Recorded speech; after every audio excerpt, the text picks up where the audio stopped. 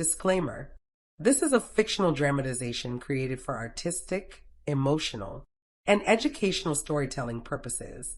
All characters and events are entirely fictional and created using AI tools. No impersonation, misrepresentation, or harm is intended. The content contains scenes of danger involving child characters. However, no real persons or minors were involved in its production. Grace's Love Stories produces scripted, AI-generated stories that promote, entertain, inspire kindness, and emotional connection. We respect our viewers and strictly adhere to YouTube's policies. It was a cold sound, a final sound. It echoed in the vast hollow chamber, a whisper that promised an end. My knees were raw, scraped bloody from the long walk up the mountain path to the sacrificial hall. The air was thin up here, so thin it stole the breath from your lungs and left behind the scent of pine and old, weeping granite. Fear had a scent too. It smelled like sweat and iron. My father's forge smelled of iron, but this was different. This was the smell of blood waiting to be spilled. Mine. The guards on either side of me were silent stones, their faces hidden behind the obsidian masks of the king's royal guard. Their hands were rough on my arms, their grip unforgiving. They were not leading me. They were dragging me. A lamb to an altar, another nameless offering to a cursed king. Heiress Terran, daughter of a blacksmith, sold for 3 bags of grain to save a village that had never learned her name. It was a fair trade, my father had said, his eyes hollow. A life for hundreds. But it didn't feel fair. The chamber was circular, open to the night sky. A cruel, full moon hung overhead, stained a faint, sickly red. The bleeding moon, the elders called it. It rose only when the king's curse was at its peak, when the ancient magic that festered in his blood demanded a price, a life for every moon he bled. Dozens of figures lined the walls, their faces pale and drawn in the flickering torchlight. Lords and ladies of the Vale, their fine silks rustling like dry leaves. They watched me with a mixture of pity and relief. Better her than me, better her daughter than mine.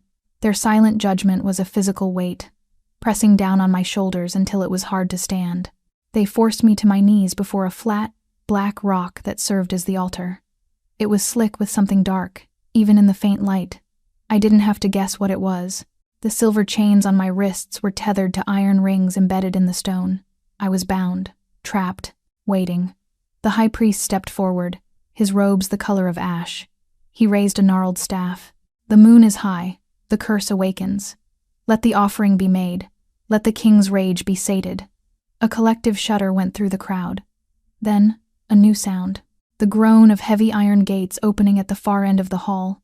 A gust of wind swept through the chamber, making the torches gutter and dance wildly. The air grew colder, heavy with a sudden, oppressive pressure. It felt like the moments before a lightning strike, when the world holds its breath. Every eye turned to the darkness of the archway.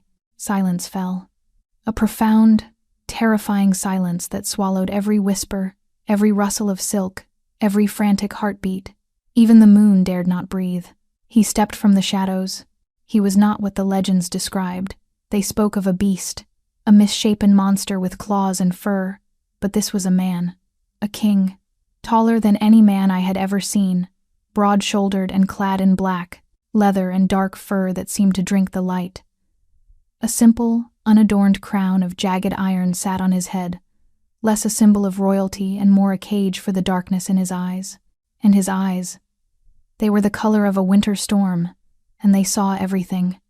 But it was his scent that reached me first. It cut through the pine and the fear, a primal scent of frost-bitten earth, of ozone, and of a wolf clinging to the edge of control. It was the scent of power, of pain. King Maron Valen, the Wolf King, the Blighted One. He moved with a predator's grace, each step silent and deliberate. The court bowed as he passed, heads so low their foreheads nearly touched the floor. They did not bow out of loyalty. They bowed out of pure, instinctual terror. He didn't look at them. His gaze was fixed on the altar, on me. My heart hammered against my ribs, a frantic bird trapped in a cage of bone. This was it. The monster had come for his meal. I closed my eyes, picturing my mother's face, the smell of my father's forge, the warmth of the sun on the anvil. Anything but this. His footsteps stopped. I could feel him standing before me, a mountain of shadow and rage.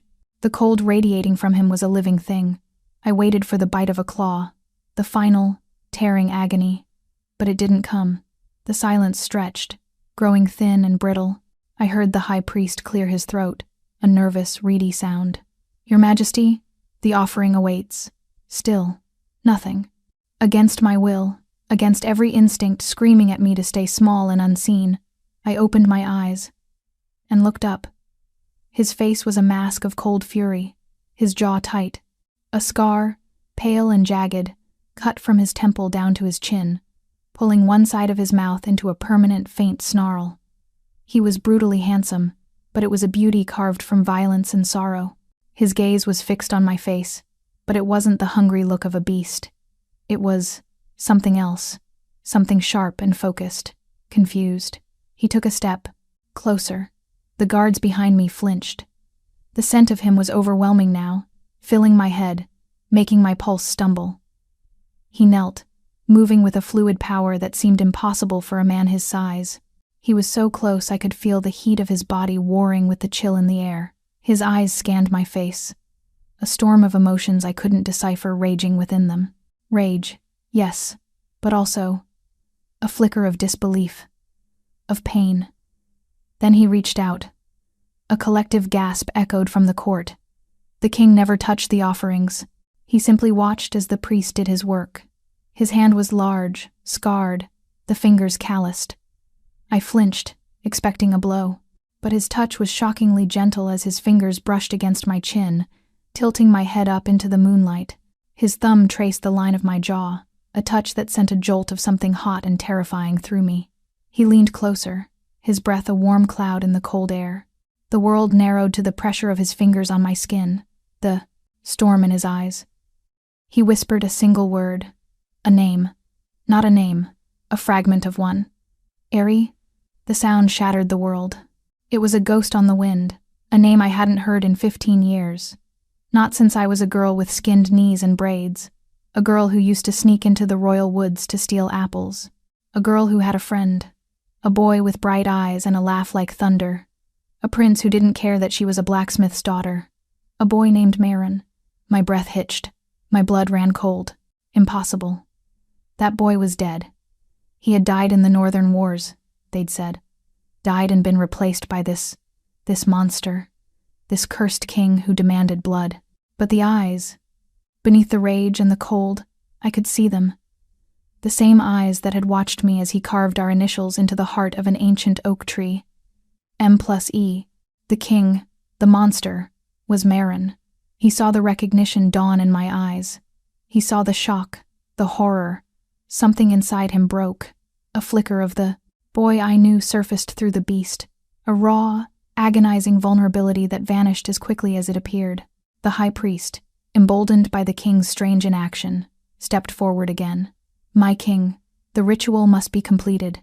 The curse, a growl rumbled in Maron's chest. It was not a human sound. It was deep, guttural, a promise of violence so profound that the very stones seemed to vibrate with it. The priest stumbled back, his face ashen with terror. Maron rose to his full height, pulling me up with him. He didn't let go of my chin. He held me before him, a shield, a statement. His other hand went to the silver chain connecting my wrist to the altar. His fingers closed around a thick link. With a roar of pure, untempered fury, he snapped it. The sound of shattering silver cracked through the hall like a whip. Shards of metal flew, embedding themselves in the stone floor. The guards stared, frozen in disbelief. He turned, his arm wrapping around my waist, pulling my back against his chest. He was a wall of muscle and heat, and I was trembling, lost in the collision of past and present. The boy and the beast. He faced the stunned court, his voice no longer a whisper, but a command that was iron and ice and absolute authority. The ritual is over. He held them all captive with his glare, a king daring any of them to challenge him. No one moved. No one breathed. He looked down at me then, his storm-filled eyes locking with mine. She is not a sacrifice. a terrible, possessive light ignited in their depths. A promise, a threat. She is your queen. The words fell into a void of perfect, horrified silence. And in that silence, I felt a strange, sudden heat, a searing pain. I looked down. Beneath his touch, the skin of my wrist had started to burn. The high priest's face was a mask of disbelief, then horror. Majesty, you cannot. The pact is ancient. The moon demands. Meron turned his head, just enough to pin the priest with a gaze that Apentes promised a slow, painful death. The growl that followed was deeper this time, a feral vibration that shook my own bones. The moon demands nothing from me, and you will be silent. The priest fell to his knees, his words choked off by pure terror. Meron's arm was a band of iron around me, pulling me from the altar. He moved with a speed that was not entirely human, dragging me through the stunned court. They parted before him like a wave, a sea of silks and jewels and wide, frightened eyes. No one dared meet his gaze. No one dared breathe in his direction. All I could feel was the solid wall of his body at my back and the fire spreading from my wrist. It was no longer a simple burn.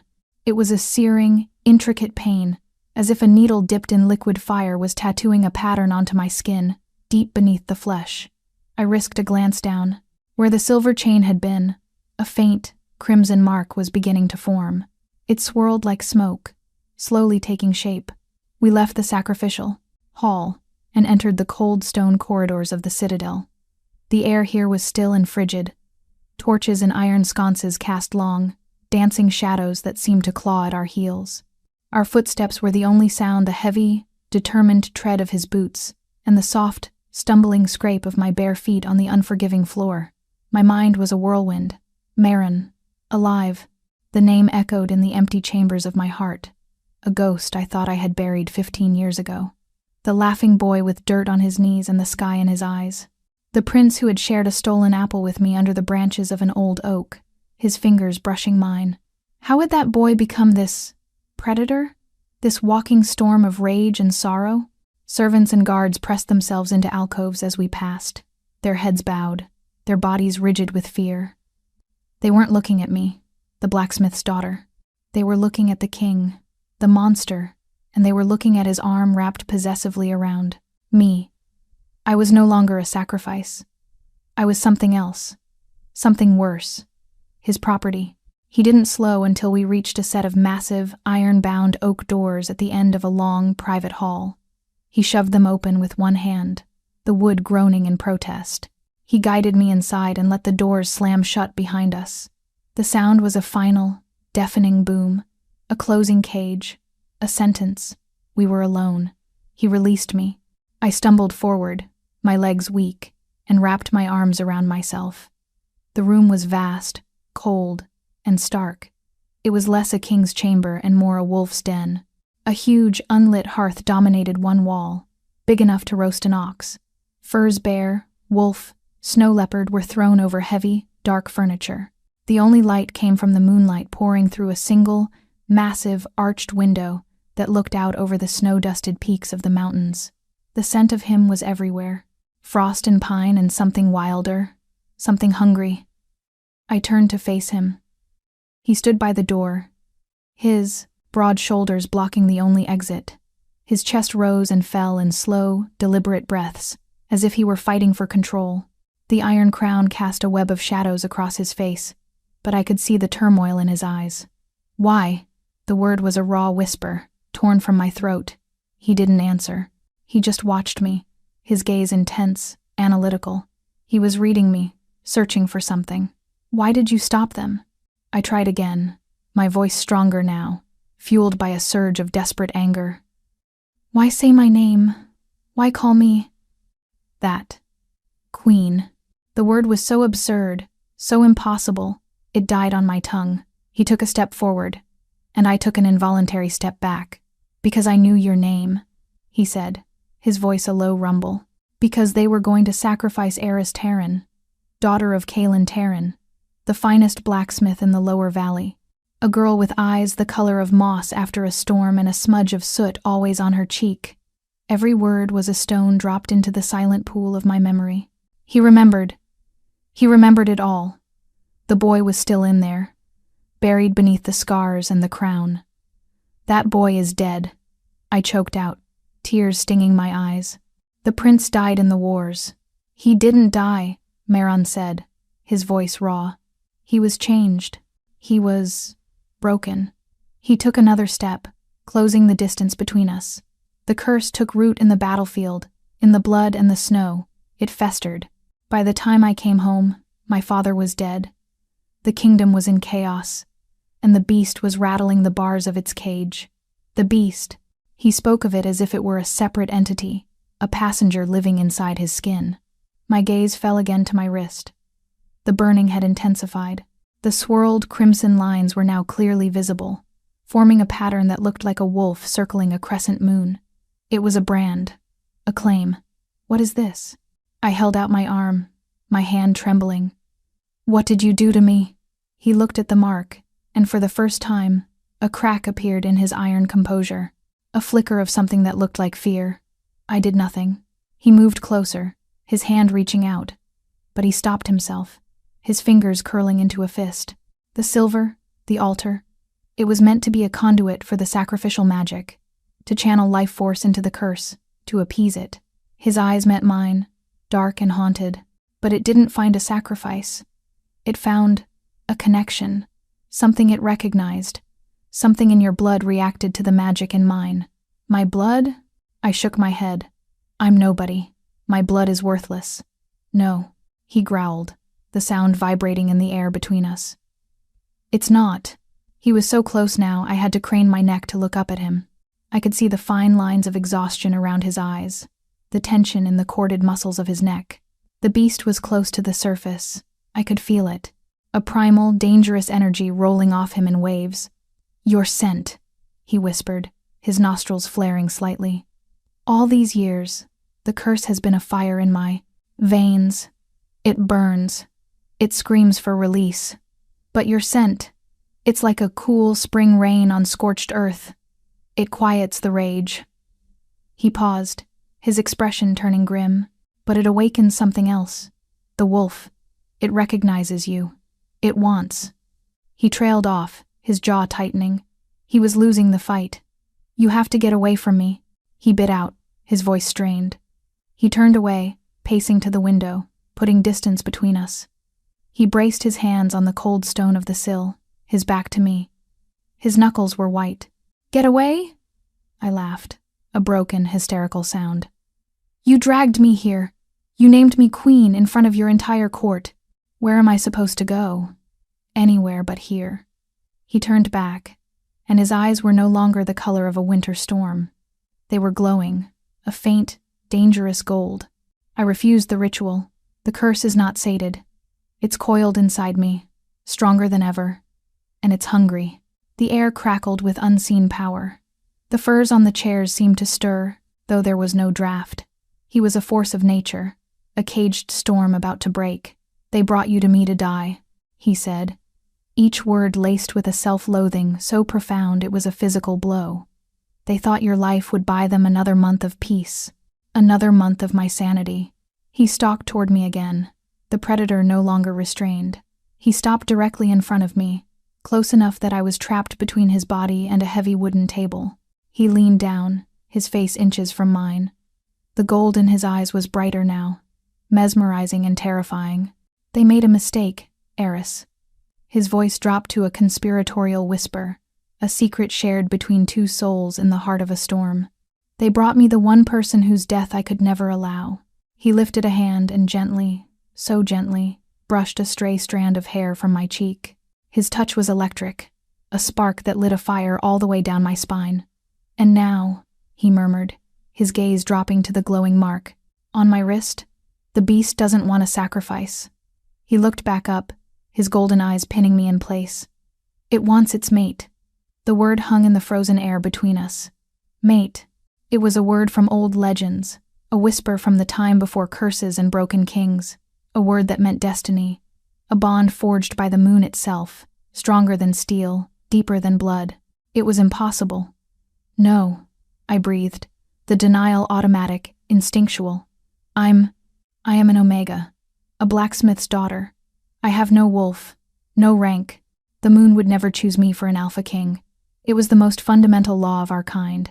Alphas mated with alphas, or powerful betas.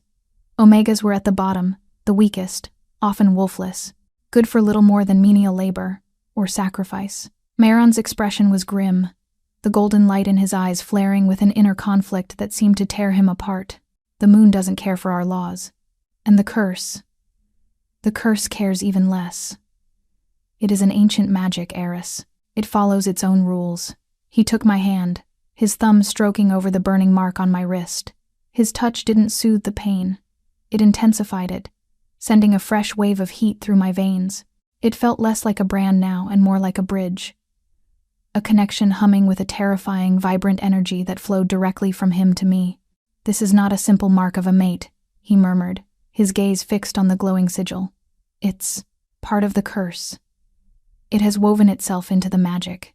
By claiming you, by stopping the sacrifice, I think I have bound you to it, and to me." The implications of his words crashed over me.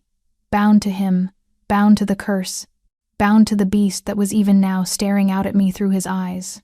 Panic clawed its way up my throat. "Unbind me." The plea was sharp, desperate. "Do it again. Reverse it." A muscle in his jaw clenched. "Do you think I haven't considered it? Do you think I want this for you?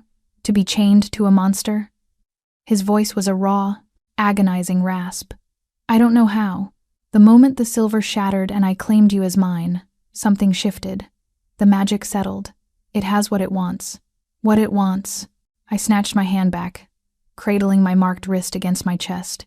"What about what I want? I wanted to go home. I wanted to see my family. I did not want to be sold, or sacrificed, or claimed." The raw fury in my voice surprised us both. It was the anger of a caged animal, the final, desperate lashing out of the powerless. For a moment, it pushed back the fear. Mehron's golden eyes widened slightly. He saw not the terrified offering from the altar, but the stubborn girl who once threw a half-eaten apple at his head for teasing her. A ghost of a smile, sad and fleeting, touched his lips. "There is still a fire in you, Eri," he said softly. "Good. You're going to need it." The softness vanished, replaced by the grim mask of the king. "You cannot go home." The court saw what happened. The high priest saw. They believe you are the key to controlling me, or the reason the curse will now consume us all. They will see you as a witch, a weapon, or a weakness to be exploited. Out there, he gestured vaguely toward the world beyond the citadel walls. "You are a target. In here." His gaze swept the cold stone room. "You are a prisoner, but you are a prisoner who is safe. Safe. Chained to a cursed king with a beast scratching at the inside of his skin." The word was a mockery. The silence that followed was heavy, thick with unspoken history and a terrifying future. The adrenaline that had carried me this far began to fade, leaving behind a bone-deep exhaustion. The cold of the stone floor seeped into my feet. I began to tremble, not just from fear, but from the chill. Mehron noticed immediately. The predator in his eyes softened, replaced by a flicker of concern that was so reminiscent of the boy he'd been. It made my heart ache. "You're freezing." He turned away from me, striding toward a large, carved chest at the foot of the massive bed. He lifted the heavy lid and pulled out a thick fur cloak, the pelt of some great northern bear, dark and rich. He brought it to me, his movements careful, as if approaching a frightened deer. I flinched as he came near, but he didn't touch me. He simply draped the heavy cloak over my shoulders. The weight was immediate, a comforting pressure. And the scent, it was his scent.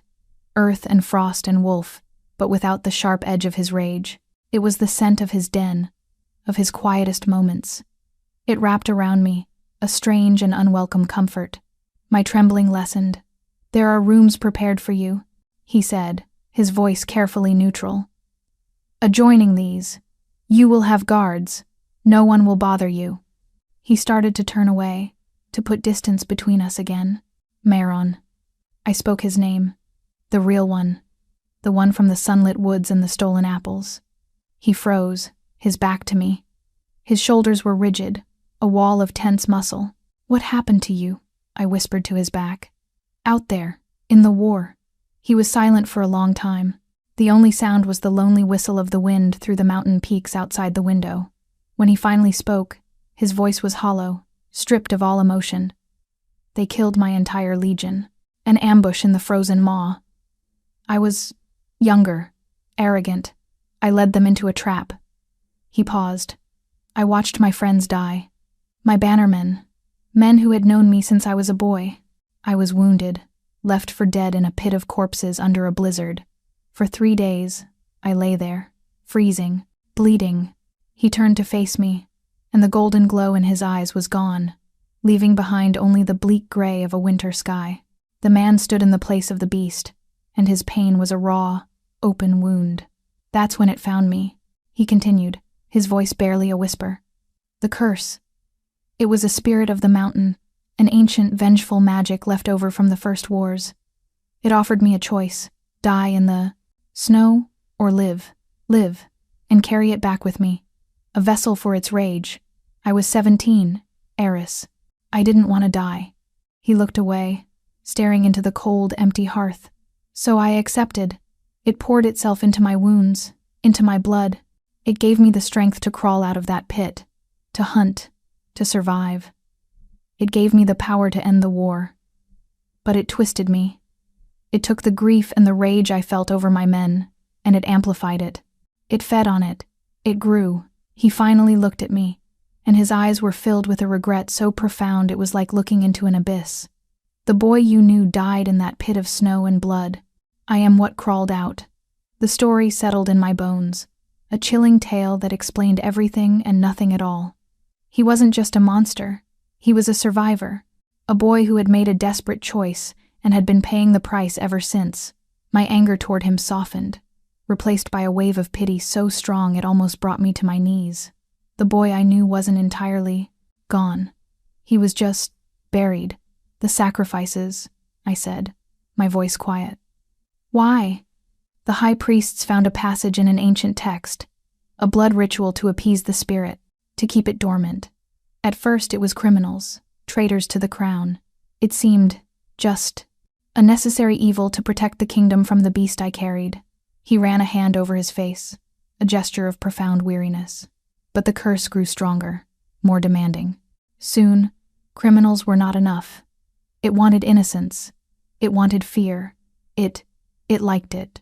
The last words were spoken with a sickening self-loathing. He was a king, but he was also a cage, and the thing inside him was growing ever stronger, rattling the bars, making demands he was forced to meet to protect everyone else, until me. And now? I asked, pulling the heavy cloak tighter around me. Now that you've refused it? The golden light flickered back into existence in his eyes, a dangerous warning. Now, it is quiet, too quiet. It is watching, waiting. It got something it wanted more than a fleeting taste of life force. His gaze dropped to my marked wrist. It got a permanent anchor. He took a step back, deliberately creating a chasm between us. The king was reasserting control over the man. The mask of cold authority was sliding back into place. You should rest, he said, his tone formal, distant. The morning will bring complications. The court will not have accepted what I declared. They will whisper. They will plot. He strode to a section of the wall that I hadn't noticed before. A tapestry, depicting a great white wolf howling at a red moon. He pulled it aside, revealing a heavy, concealed door. These are your chambers. They are secure. He opened the door, revealing a room beyond, lit by a soft, welcoming fire. It was smaller than his, more comfortable. A bed piled high with furs, a table, a chair. Simple, but clean and warm. I hesitated. Walking through that door felt like acceptance. Acceptance of my new role as prisoner queen. Acceptance of this impossible, terrifying bond. He saw the hesitation. Go, heiress, please. The please was not a king's command. It was the plea of a man hanging onto the last threads of his control. He needed me away from him. The proximity, the scent, the connection humming between us. It was feeding the beast. I turned and walked through the door without another word. As I stepped over the threshold, he spoke my name one last time, his voice a low, gravelly warning from the shadows of his own chamber. Heiress. I stopped but didn't turn around. Don't leave your rooms. Don't speak to anyone. Not the guards, not the servants. No one. His voice was heavy with a chilling gravity. Trust no one within these walls. He paused, and I felt his gaze on my back like a physical weight. Especially me. The door clicked shut behind me, the sound of the heavy bolt sliding into place echoing in the sudden lonely silence. I was alone with the fire, the furs, and the burning, mark that tied me to the monster in the other room. Sleep was a shallow, restless thing, filled with dreams of snow and blood.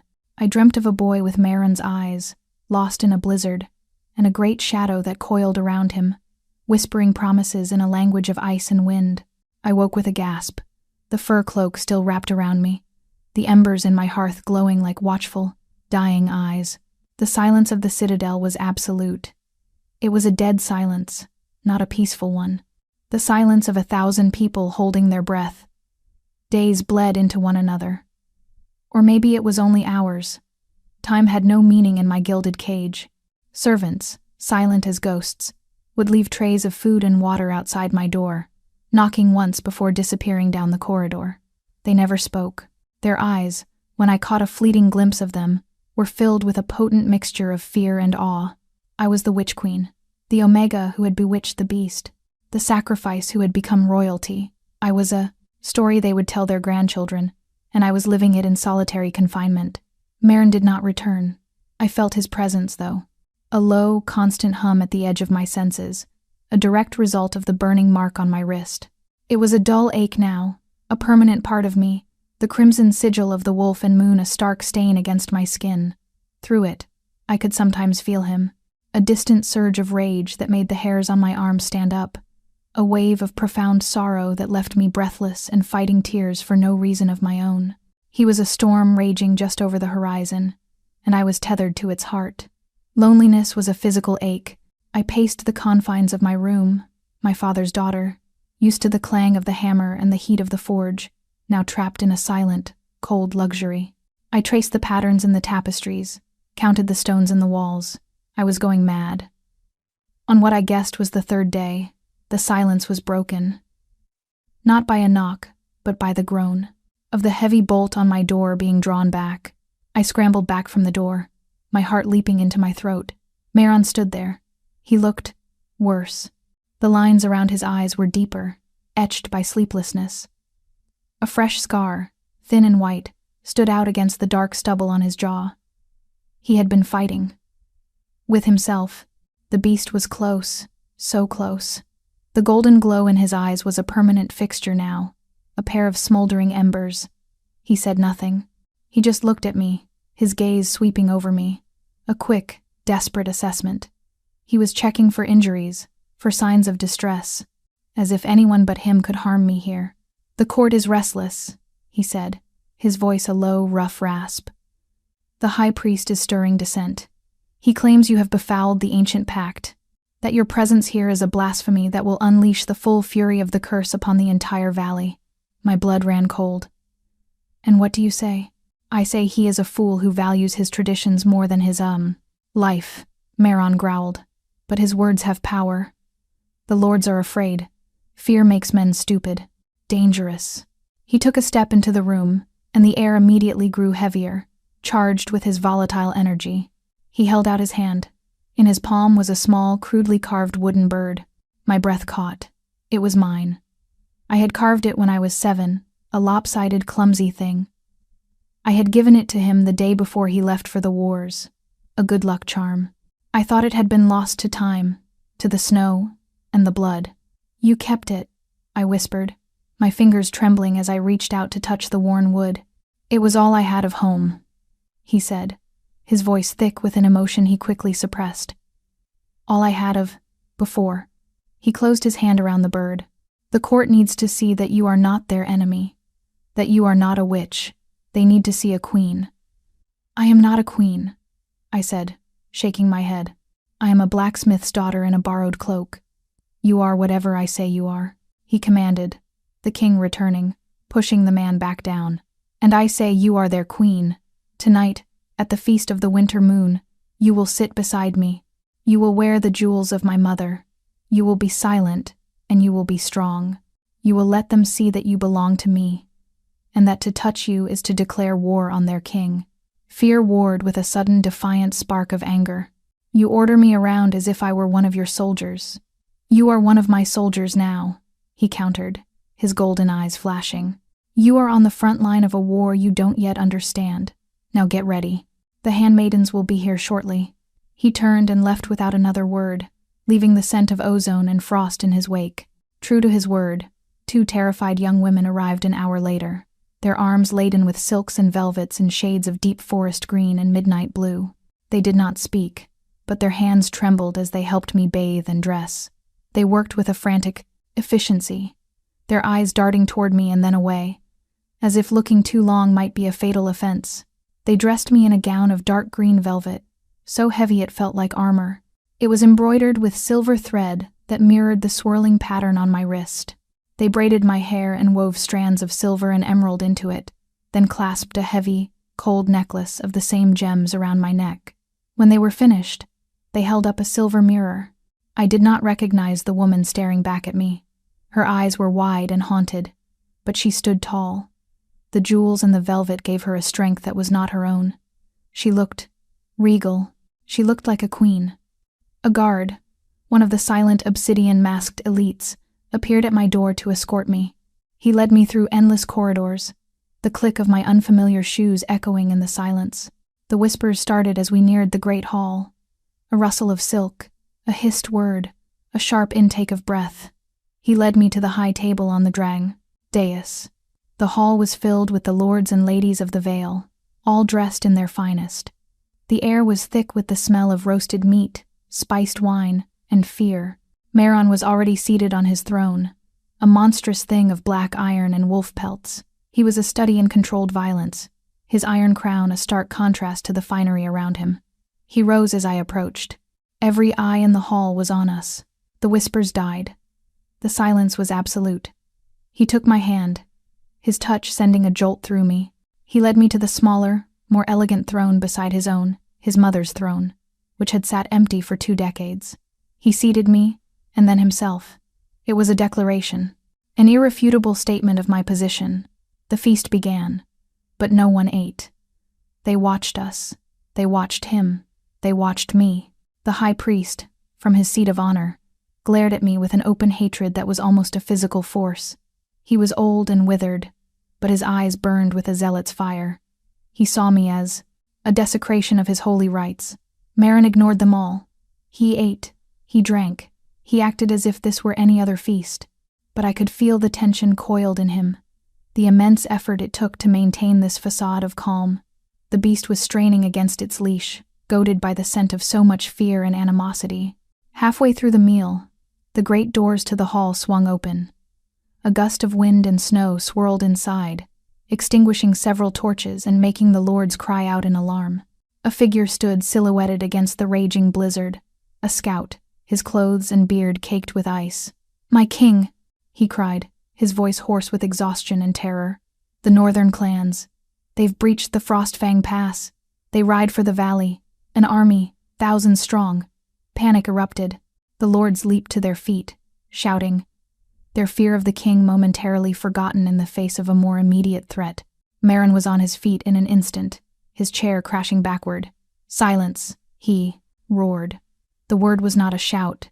It was a physical blow, infused with the Alpha's command. The hall fell instantly, terrifyingly silent. He strode to the scout, his presence dominating the room. "How many?" "Too many, my lord. More than we have ever seen. They carry the banner of Grolnok, the Blood Tusk." A wave of fresh terror washed over the court. Grolnok was a name from nightmares, a savage chieftain who supposedly feasted on the hearts of his enemies. "They will be at the gates by dawn," the scout finished, collapsing from exhaustion. Meron turned to face his panicked lords. The air around him began to shimmer, a visible aura of power. The golden light in his eyes burned so brightly they seemed to be twin suns. "You wanted a show of power, my lords?" he snarled. "You questioned my command? You whispered of curses and witches in the shadows?" He pointed a finger at the high priest. "You spoke of blasphemy. The only blasphemy here is your cowardice." He strode back to the dais, his movements fluid, predatory. He was no longer just a king. He was a warlord, a force of nature. He grabbed a silver goblet of wine from the table and threw its contents onto the stone floor. Then he unsheathed a wicked-looking dagger from his belt. Without hesitation, he drew the blade across his palm. Blood, dark and steaming, welled up. He held his hand out, palm up, for all to see. This kingdom was forged in blood and held by strength. You have all grown soft and fat in the long peace my curse has bought you. His voice was a low, dangerous growl that reached every corner of the hall. You fear my curse? Good. Grolnok and his horde should fear it more. He turned his burning gaze on me. He walked to my throne and knelt before me. The entire court gasped as one. A king did not kneel. To anyone. He held up his bleeding hand. But the beast within me is a wild thing. It needs an anchor, a reason to fight for this valley, and not just tear it apart. His golden eyes locked with mine. There was no man in them now, only the beast, the wolf, and it was making a vow. Eris Terran, he said, his voice a guttural pledge that resonated deep in my soul. You are the moon to my tide, the calm in my storm, my mate, my queen, my anchor. He reached for my hand, the one with the mark, and turned it palm up. Before I could react, he drew the dagger lightly across my own palm. A thin line of red appeared. Then he pressed his bleeding hand to mine. Pain and power exploded through me. It was a torrent, a flood of pure, untamed magic. I saw flashes of his life, the boy in the woods, the soldier in the snow, the beast in the darkness. I felt his rage, his sorrow, his loneliness, and a fierce, terrifying protectiveness that was aimed solely at me. Our blood mingled, his curse flowing into me, my essence flowing into him. The mark on my wrist blazed with white-hot light, the pain so intense I cried out. I swear by my blood, and by the curse that binds it. Marin vowed, his voice booming through the hall. I will protect you. I will protect this valley, and I will send Grolnok's soul screaming back to the frozen hell that spawned him. He sealed the oath by pressing his lips to the back of my hand, a gesture of feudal fealty that was so at odds with the savage power flowing between us. When he stood, the storm outside had stopped. The entire citadel was silent. He turned to face his lords, his hand still holding mine, our mingled blood dripping onto the stones. His eyes were solid gold. A low growl rumbled in his chest. To the armory, he commanded. We ride to meet them. The citadel transformed. The cloying fear of the court was burned away by the fires of war. The air, once thick with whispers and plots, now rang with the sharp clang of steel on steel, the shouts of arms masters, and the heavy tread of armored boots. The beast that had been coiled within the king was now unleashed upon his kingdom not as a curse, but as a weapon. Marin was no longer a man. He was a force.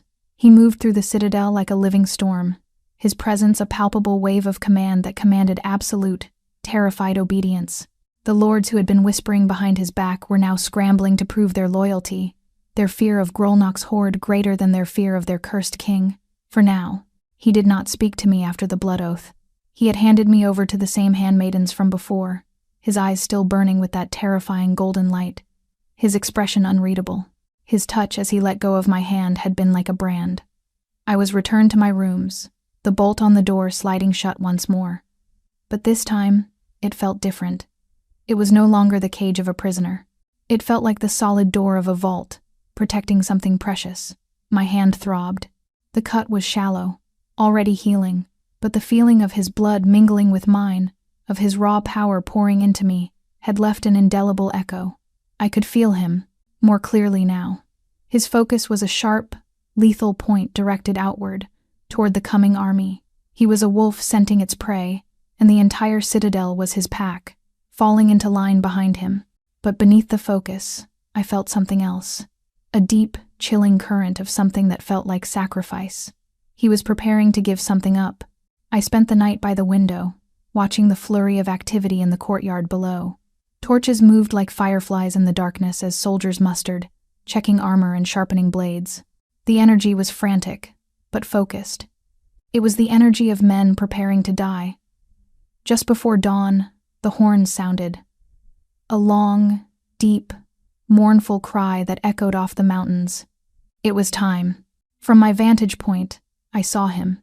He was already mounted on a warhorse as black as a nightmare, a beast of muscle and fury that no other man could ride. He wore no helmet, only his iron crown. His armor was dark, unadorned, practical. He looked less like a king and more like a god of death, waiting to lead his legion. The royal guard, their obsidian masks gleaming, formed a tight circle around him. He didn't look up. He didn't have to. I felt his attention shift. Just for a second. A brief, powerful connection across the distance. It was a farewell. Then he raised a single gauntleted hand. The great gates of the citadel groaned open, and he led his army out into the pre-dawn gloom to meet the enemy. The silence they left behind was worse than the noise that had preceded it. It was a hollow, waiting silence. The silence of a held breath. The day crawled by. I could not eat. I could not rest. I could only pace, my hand pressed to my chest, feeling the faint, distant echo of a battle raging miles away. I felt surges of his rage, so powerful they made me dizzy. I felt the sharp, stinging pain of a wound in his shoulder, a ghost of an agony that made me cry out. I felt the grim satisfaction of a victory, followed by the crushing weight of loss. He was a whirlwind of violence, the beast unchained and directed at a foe. And I was his anchor, the still point in the turning storm, feeling every gust, every lightning strike.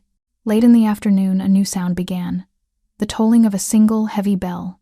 Not the alarm bell, but something slower, more somber. It rang once every minute, a victory bell, but a costly one. My door was unbolted. It was not a servant this time. It was an old man, his face a web of wrinkles, his shoulders stooped. He wore the gray robes of the royal healer. "My queen," he said, his voice a dry rustle of leaves. He bowed low. "The king," I said, my voice tight. "Is he?" "The king lives," the healer said, his eyes not quite meeting mine. "The horde is broken. Grolnok is dead. The valley is safe." He paused. But the price was high. The curse was fully unleashed. "Your Majesty, His Majesty asks for you. He is in the antechamber of the throne room." Relief warred with a terrible, creeping dread. The curse was fully unleashed. What did that mean? What was left of the man I knew? The healer led me through the corridors. They were no longer empty. Wounded men lay on pallets, their groans a soft, constant chorus of pain. The smell of blood and medicinal herbs was thick in the air. The citadel was a great, wounded animal. The antechamber was a small, private room behind the throne room, used for quiet council. 2 obsidian-masked guards stood at the door. They stepped aside as we approached, their movements stiff. The healer opened the door for me. "He is within." He did not follow me inside. I stepped into the room. It was dim, lit only by a few candles. Mayron stood with his back to me, staring into a fireplace where a low fire struggled for life. He was still in his armor, but it was battered and dented. Dried blood, black in the faint light, caked his gauntlets and splattered across his back. "Mayron," I whispered. He didn't turn. "You should have stayed in your room." His voice was wrong. It was flat, empty, devoid of the rage, the sorrow, the emotion that had always churned within him. It was the voice of a hollow man. "The healer said you asked for me," I said, taking a tentative step closer. The air in the room was cold, stagnant. His scent was different, too. The familiar frost and pine were still there, but they were muted, faint, as if he were fading. "I did," he said, still not turning. "There is something you need to see, something you need to understand." I moved closer, until I was standing just behind him. "The battle is won. You are safe. The battle is won," he agreed, his voice a dead monotone. "But I am not safe. And neither are you." He finally turned, and I screamed. It was his face, his form, but it was not him. The golden light in his eyes was gone, utterly. They were now a flat, lifeless gray, but that wasn't the worst of it. From his hairline, crawling down his temples, over his cheeks, were thin, black lines. They looked like cracks in porcelain, a dark web spreading just beneath his skin. They pulsed with a faint, sick purple light. The curse was no longer contained within him. It was consuming him, wearing him like a suit of armor from the inside out. What is this? I stammered, backing away. This is the price, he said, his expression unchanging, a mask of cold emptiness. To fully unleash the beast, to tap into its deepest power, I had to lower the last of my walls. I let it take complete control. It slaughtered Grolnok's army. It saved the valley. And in return, it took the rest of me. He raised a hand, looking at his own gauntlet as if it belonged to a stranger. The man you knew, Eris. The boy. He is gone. He was the cage. And he broke. No, I pleaded, tears streaming down my face. No, you're still in there. I can feel you. I reached for the bond, the connection between us. It was still there, but it was frayed, weak, like a rope stretched to its breaking point. What you feel is an echo, he said, his voice devoid of pity. A memory. All that is left is the beast, wearing the king's face, and the curse. They are one and the same now.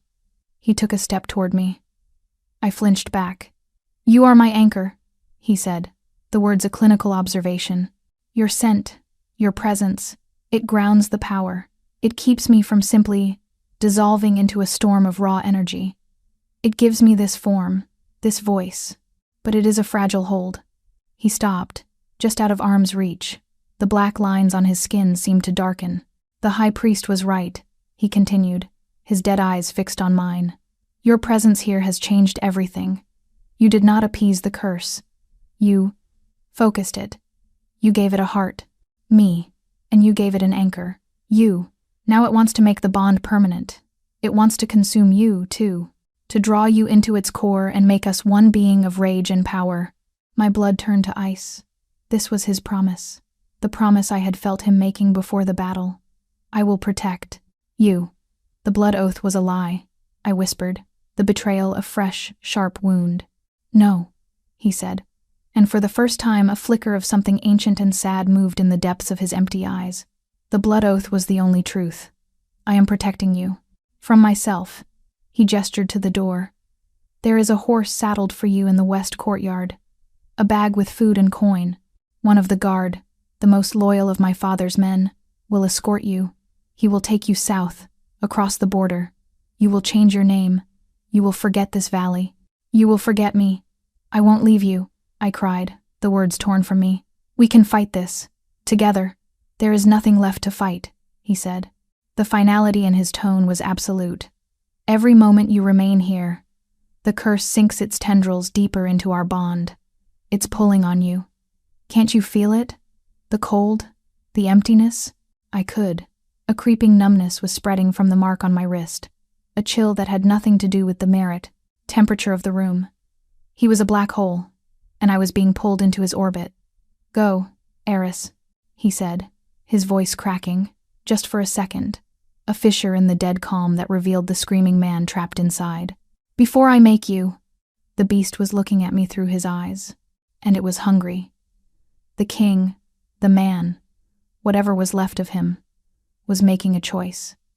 Not a choice between victory and defeat, a choice between my life and my damnation. He was breaking his promise to keep me by his side, to keep me safe as his queen. He was sending me away to save my soul. The words were a physical blow. Go. Forget me. A command from a hollow king. A plea from a dying man. For a heart-stopping moment, I believed him. The fear was a cold, sharp thing, twisting in my gut. The sight of him, a ghost in his own skin, with those terrifying black lines pulsing with dark energy, screamed at me to run, to obey, to save myself. The guard he mentioned was real. I could hear the faint jingle of a harness in the west courtyard, the impatient stamp of a horse's hoof on cobblestone. My escape was waiting. A path to a new life, a life free from curses and crowns, and the agony in a shattered man's eyes. But as I looked at him, truly looked past the monster, I saw it. A flicker. In the depths of his dead gray eyes, a tiny, desperate spark of the boy from the woods. A prisoner, rattling the bars of a cage made of his own flesh and blood. He was in there, fighting, drowning, and with his last breath, He was trying to push me away, to save me from going down with him. And in that moment, something inside me shifted. The blacksmith's daughter, the girl who had spent her life bending iron to her will with fire and a hammer, straightened her spine. The fear did not vanish, but a white-hot rage rose to meet it. Rage at the curse, at the fates, at the sheer bloody injustice of it all. They had taken his life. They would not take mine, and they would not take him from me. No, I said. The word was quiet, but it landed in the silent room with the force of a hammer strike. Marin's head tilted, a flicker of something surprise, confusion, crossing his face. The empty mask cracked for a fraction of a second. "What did you say?" I said no. I took a step forward, back into the circle of his chilling aura. The cold intensified, a physical pressure that pushed against my skin, trying to force me back. I ignored it. "You don't get to do this. You don't get to save me. You don't get to be the noble, tragic monster and send the helpless maiden away into the night." I took another step. He was a statue of battered iron and despair, watching me, the thing inside him watching me, sizing me up. "You made a blood oath, Marin Verlaine," I said, my voice gaining strength, ringing with the authority of the forge. "You swore to protect me. You swore I was your anchor." I held up my arm, the mark of the wolf and moon a stark contrast against my pale skin. "An anchor doesn't run when the storm gets rough. An anchor holds." "You don't understand," he ground out, the voice more his, more the man, a raw edge of panic creeping in. "It will consume you. It will eat your soul, Eris. It will turn you into a thing like me." The black lines on his face pulsed faster, a dark, hungry rhythm. "Then let it try," I challenged, my heart hammering against my ribs. I was terrified. But for the first time since being dragged to the altar, I was not powerless. I had made a choice. I closed the distance between us until I was standing directly before him, close enough to touch. I could feel the battle raging within him, the beast's cold hunger and the man's desperate terror. I looked up into his haunted eyes, searching for the boy I knew. "You said my scent was like rain on a scorched earth," I whispered, my voice softening. "You said it quieted the rage." "It did," he rasped. "Before. Now it's just a focus, a target. It gives the hunger a name." "Then let it have what it wants," I said. And I reached up, my trembling fingers touching the cold, scarred skin of his cheek. His entire body went rigid. A shock, violent and electric, jolted through me. The black lines on his skin flared with a blinding purple light, racing toward my fingers as if to devour them. A guttural snarl ripped from his throat, a sound of pure, unrestrained agony. The beast was fighting for him, fighting for the power, and the man was fighting for me. "Don't," he roared, his voice a tortured blend of human and monster. He tried to pull away, but I held on, my other hand coming up to cup the other side of his face. I held the face of the storm in my hands. "Maron," I said, my voice clear and steady, a beacon in his internal chaos. "Listen to me. Not the curse, not the beast. Me. You are not what crawled out of that pit. You are the boy who carved my name into a tree. You are the prince who shared his apple with a blacksmith's daughter. You are the king who saved her from the altar. That is who you are." Tears streamed down my face, but my hands were steady. I poured every ounce of my will, my memory, my love into my touch. I refused to see the monster. I saw only him, the man, buried, but not gone. "The curse feeds on rage," I whispered, my thumbs stroking his scarred skin. "On grief, on fear. Don't feed it. Starve it. Stop fighting it. Let it go." He was shaking his head, a violent, desperate motion. "I can't. It is me now." "No, it isn't." I leaned in, my forehead resting against his. The cold was so intense it burned, a frostbite of the soul. "It's a parasite, and we are going to kill it. Together." I closed my eyes and focused on the bond, the frayed rope. I didn't pull. I didn't fight. I simply offered. I opened myself up to it, not with fear, but with acceptance. I sent a wave of calm, of peace, of the memory of sunlight in an apple orchard, down that connection. I showed it the warmth of the forge, the smell of clean rain, the feeling of his hand in mine so many years ago. The snarling in his chest faltered. The violent energy radiating from him lessened. Just for a moment, the ravenous hunger was met not with a struggle, but with a quiet, unyielding light. The beast was confused. It had never encountered this before. Eris, he gasped, his voice breaking. A single perfect tear traced a path through the grime and blood on his cheek. It was the man. He was still there. Emboldened, I rose on my toes and pressed my lips to his. The world exploded. It wasn't a kiss of passion, but of pure, desperate magic. It was a collision of fire and ice. The curse recoiled from the touch, from the raw, unfiltered emotion that was not fear or rage. A keening shriek echoed in my mind, a sound of pure agony.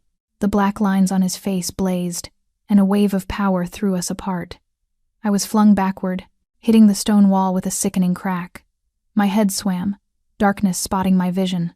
Meron had collapsed to his knees, his hands clawing at his face, his body convulsing. He roared, a sound of such profound agony it seemed to shake the very foundations of the citadel. It was the sound of something being torn apart. The black lines on his skin began to retreat. They writhed and fought, shrinking back from his cheeks, his temples, pulling away from his eyes like venom being drawn from a wound. They retreated up, coiling around the iron crown on his head.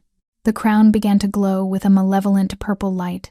It pulsed, brighter and brighter, a dark star of concentrated rage. The curse, driven from its host, was seeking a new vessel, a new home.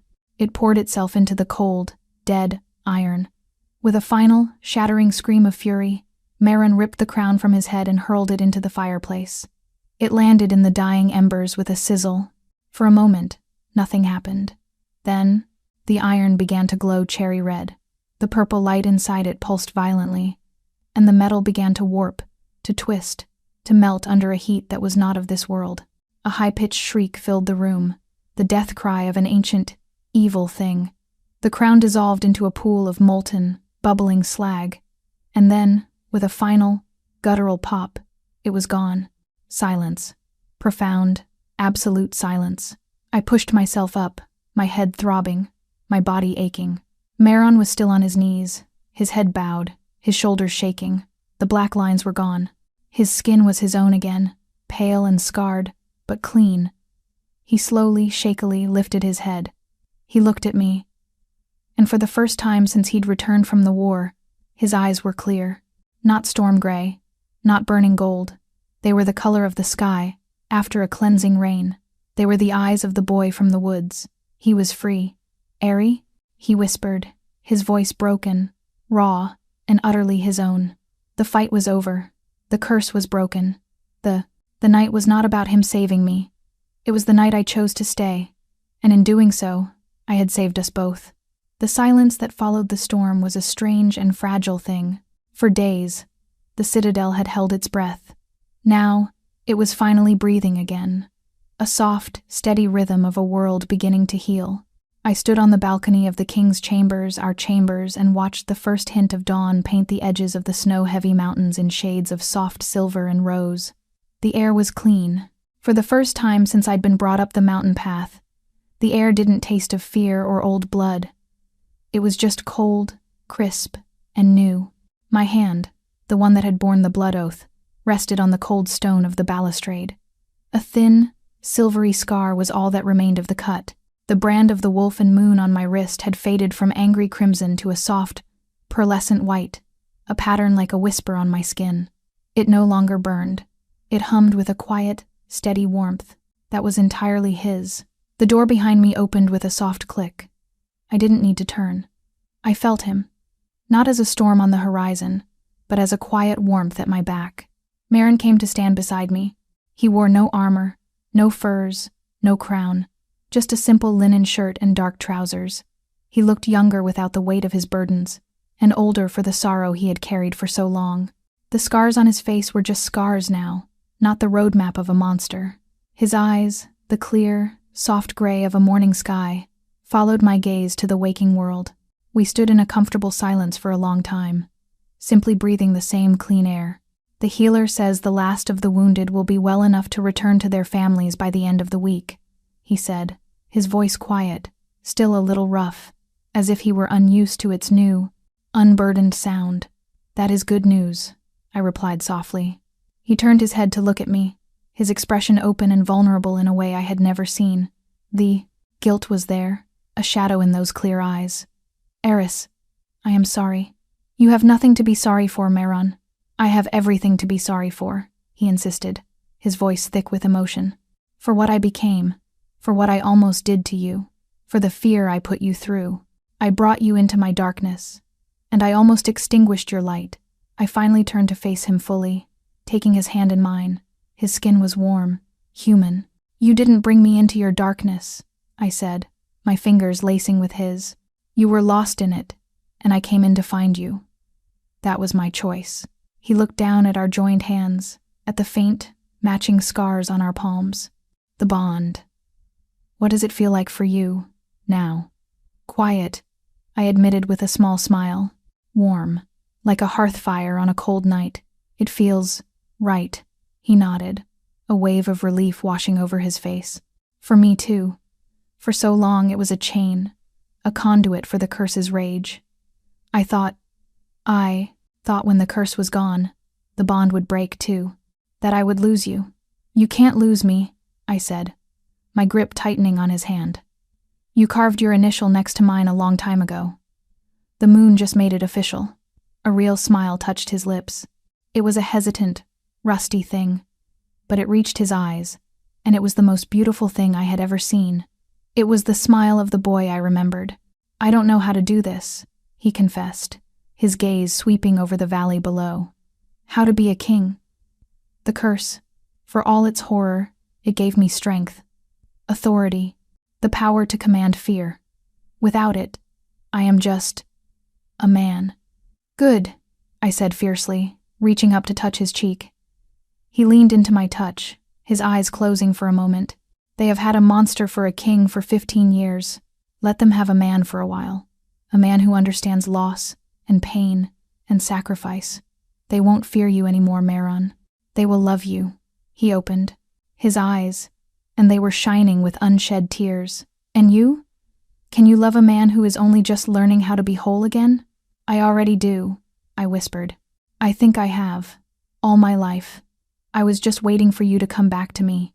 He brought his other hand up to cover mine where it rested on his cheek. He was no longer a storm.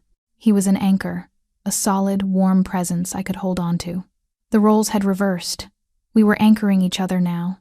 My queen, he murmured, the title no longer a shocking declaration, but a soft, reverent prayer. He leaned down, slowly, giving me every chance to pull away. I did not. I met him halfway. The kiss was nothing like the one that had broken the world.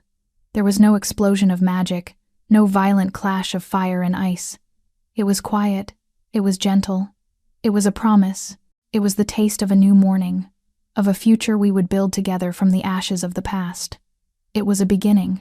When he pulled away, he rested his forehead against mine, our breath mingling in the cold morning air. My father is waiting for his 3 bags of grain, I murmured against his lips, a tease to break the emotional intensity. He let out a low chuckle, the sound a warm rumble in his chest. I will send him 100, and I will ask him, properly, for his daughter's hand, though it seems a bit late for that.